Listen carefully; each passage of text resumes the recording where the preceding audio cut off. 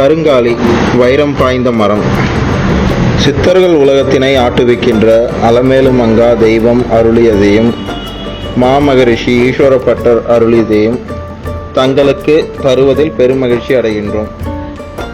ஆத்ம சாதனங்களையும் ஆன்மீக சாதகத்தையும் அற்புத சக்தியையும் அதிசய சக்தியையும் அடைய விரும்புபவர்களை சித்தர்கள் உலகம் பணிவான வேண்டுகோளை வைக்கிறது.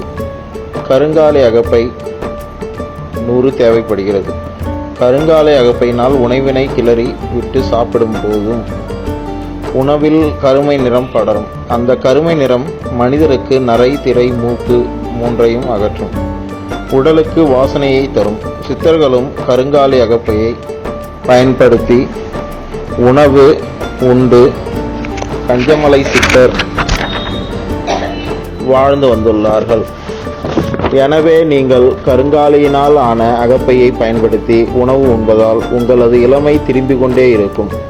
உங்களது முதுமை தள்ளிக்கொண்டே போகும். கருங்காலி மரம், சந்தன மரம் வெட்டுவதற்கு அரசாங்கம் தடை விதித்துள்ளது. அரசிடம் முழுமையான அனுமதி பெற்று கருங்காலி மரம் தருபவர்களிடம் மட்டுமே நாங்கள் பெற்றுக்கொள்வோம். கருங்காலி மரம் ஆயுர்வேதத்தில் சர்க்கரையை குணப்படுத்துவதாகும். வானத்தில் திருவாதிரை நட்சத்திரத்துடன் தொடர்புடையதாகவும் அமைகிறது. கருங்காலி மரம் வளர்கின்ற இடத்தில் அந்த மரம் அதனுடன் இணைந்து வில்வடிவ அமைப்புடன் இருக்கும்.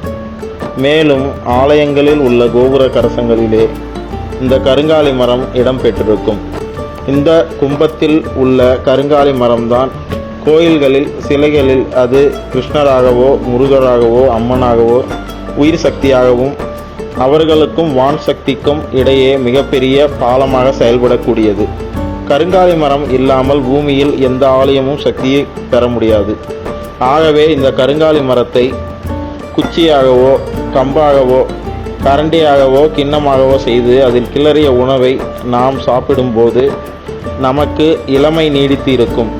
இதனை நீங்களும் உபயோகப்படுத்தி பார்க்கலாம். அதன் பயன்களை எங்களுடன் பகிர்ந்து கொள்ளலாம். நாங்கள் ஆவலுடன் எதிர்பார்க்கிறோம். நன்றி. வாழ்க வளமுடன்.